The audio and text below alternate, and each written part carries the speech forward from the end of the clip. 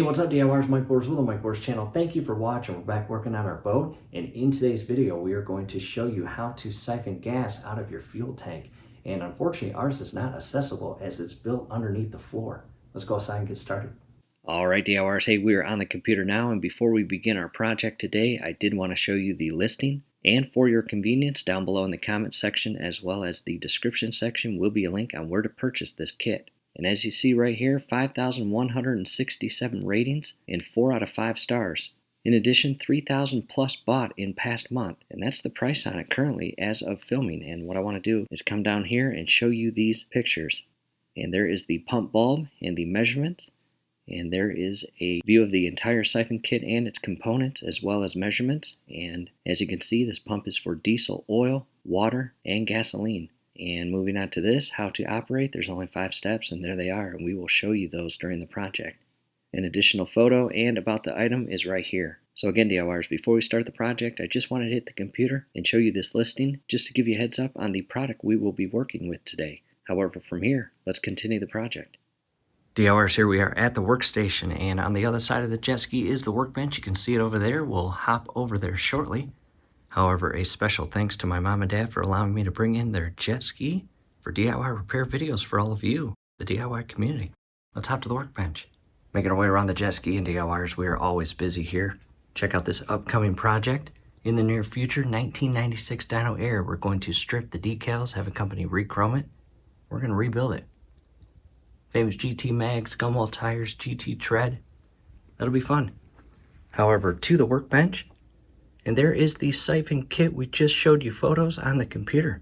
And we're also going to use our Craftsman heat gun. I'll show you why here shortly. Let's go ahead and open it. Here it is all unpackaged, and what we'll do is we will start with the instruction pamphlet or little manual that came inside the packaging. And you can see the entire icon or image of it put together. To the right of that, you got the parts list, and just verify you have all the parts. You've got a pump bulb, hose retainer, 2 metal clips, and 2 hoses. And one hose is longer than the other. And I've got it set up in a way. On the left-hand side is the inlet hose that will actually go inside the gas tank of the boat that we will be siphoning. And then the outlet hose is the smaller of the two. So again, just verify you have all of your parts. Again, the hose retainer, 2 clips, and then the pump. And on the pump, you have an arrow, as you can see right there. And the arrow is going to flow or point to the outlet hose. In other words, the longer of the 2 hoses, the inlet hose that's going inside the tank, is going to connect to the barber portion that is away from the arrow. And then the smaller hose is going to be connected to the barber fitting and secured with a clip and feed in the direction to the out source container, which will be a bucket in our case. Alright, DIYers, I've got the camera set back, and I'm just going to show you how to put this together again. The little instruction manual, go ahead and read that. I recommend that. I'll set that aside for now. And again, we've got a longer hose, a shorter hose, the pump bulb, the retainer, and 2 clips. And I am going to start with the actual inlet hose, which is the longer of the 2. And again, a close-up view of the arrow and the barbered portion or fitting on either side of the pump bulb. And that is where the heat gun is going to come into play. I'm going to ever so carefully heat the tip of the hose that's going to feed on the barbered section. Now you could probably push it on pretty easily right now, but adding just a little bit of heat to that tip of the hose will really help it loosen up and slide onto that barbered fitting a lot easier. However, first, again, I'll grab the bulb, verify my arrow is pointing to the right. I'm going to grab a little clip. I'm going to show you a close-up view of the actual little lock clip or tension clip. And again, verify my arrow is pointing away. Just carefully slide that clip on as shown there. And I'll set that down. Either side of the hose or end of the hose will work. And I'll just grab this side right here, and I'm just going to heat this section of the hose. And down below in the comment section as well as the description section will be a link on where to purchase this awesome Craftsman heat gun. You don't want to melt it, but you just want it a little warm where it is going to loosen up. And grab the hose, grab the barbered fitting, and notice how easy that just slid on. and I'm going to compress the tension tab and just pull it up just a little bit and push it all the way on flush. You saw how easy that hose slid onto that barbered section of the fitting after applying just a little bit of heat. And because of that heat, it expanded it. And now what it's doing as it cools off, it's really gripping on the riveted or barbered portion of that fitting. And just carefully lower the lock clip in place, just like that. And it might even go a little more, just like that.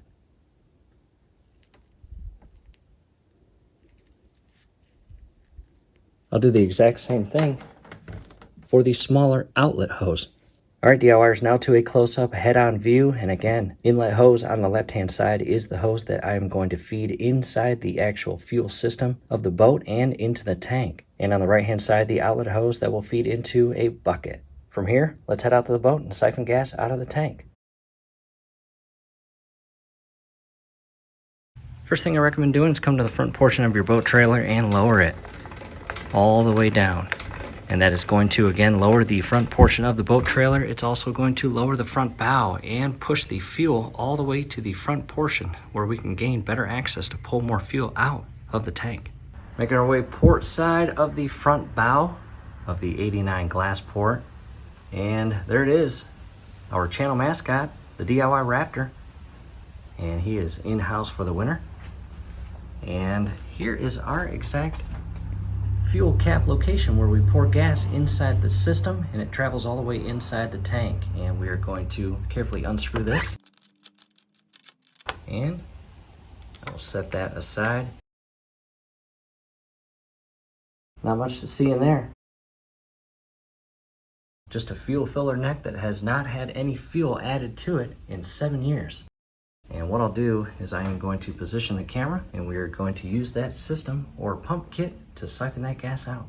At this point, I've got the camera positioned, and again, this is the fuel access point of our exact 89 glass port boat, and the fuel filler neck feeds all the way into the tank. However, again, here is the pump kit we just showed you, and the pump ball with the arrow feeding out or away from the boat. And the longer of the two hoses is the inlet hose. And I am going to ever so carefully feed this inside the tank and filler neck. And as you do this, just go slow, be patient. Do not push it aggressively to a point where you kink the hose. That would not be good. And just carefully push it all the way in. And it has bottomed out. And again, verify that our pump bulb arrow is pointing outward or away from the boat and into the outlet hose, the smaller of the two hoses. I am now going to redirect this portion of the hose down inside my bucket. I'll show you that now.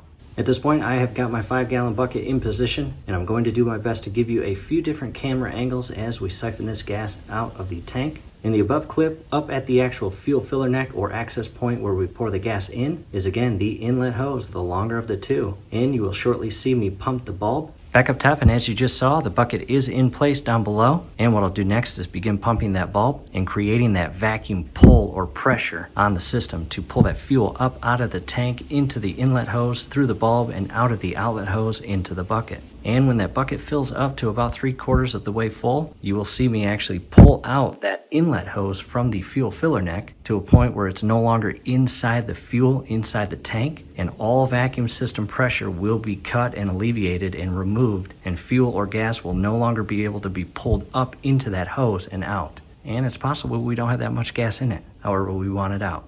So again, make sure that your inlet hose is all the way inside the tank and push down. Do not crimp or bend the hose. And position the outlet hose down inside the bucket and begin pumping. And you can see the fuel. And there it goes. And I am no longer pumping. And you can see the fuel traveling through the system. How cool is that?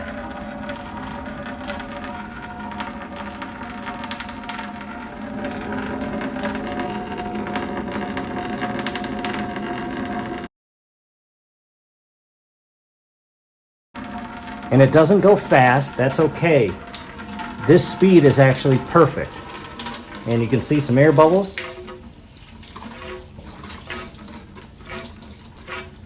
And it looks like I'm basically to the bottom of it.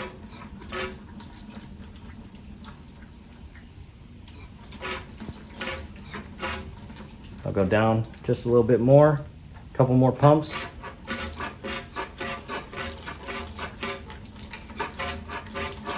And just spend a couple minutes and pump as much of that fuel out of the tank. And you might want to just kind of move the hose a little bit so it positions itself in a different spot in the tank. Begin pumping again. A little bit more coming out.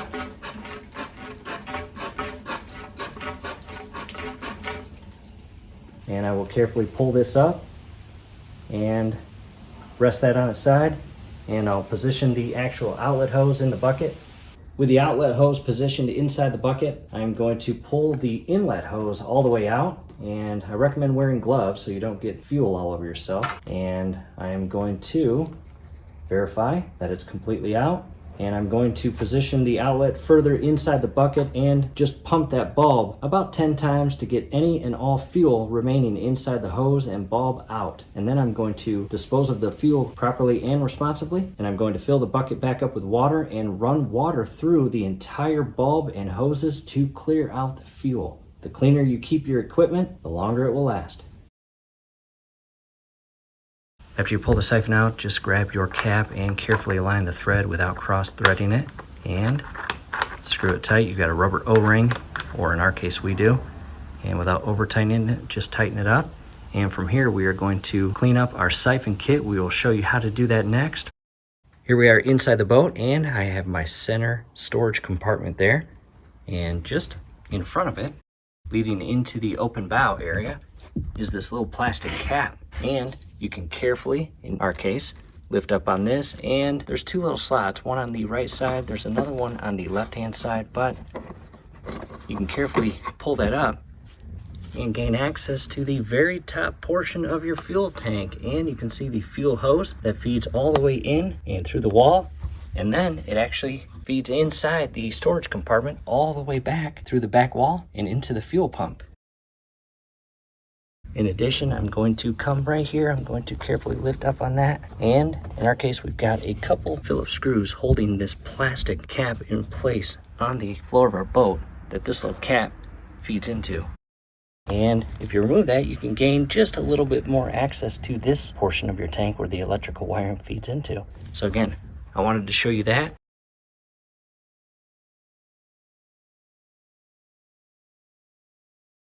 What I did next was actually remove all of the Phillips screws from our plastic cap, and this thing is 30 plus years old, very brittle, and it was broken before we even began loosening those screws.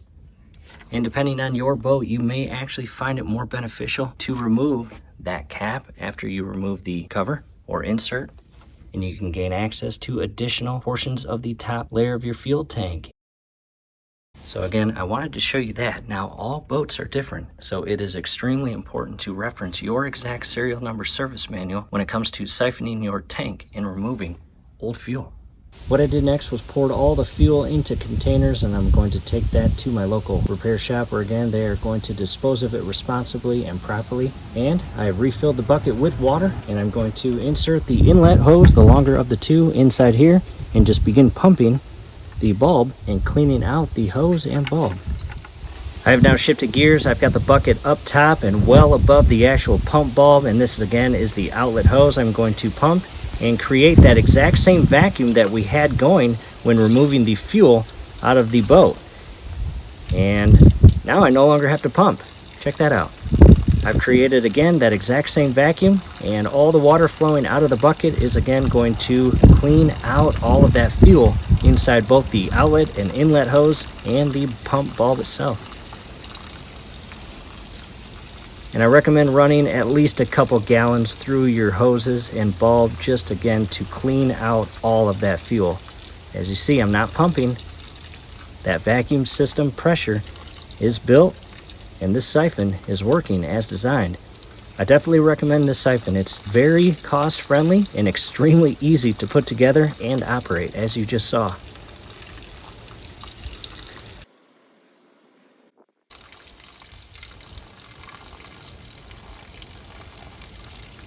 And here it is all cleaned out and dried overnight, and a little bit more inside there water-wise, but that's okay. That'll dry over time. This little thing is adjustable. It can come in and out, and it looks like the rounded mold or circular mold on the outer edges of each side allows for two hoses to go in next to each other, and you can actually shift this closed like that. Then you can hang it. And I took the actual clip off the hose or line, and I do want to show you again a close-up view.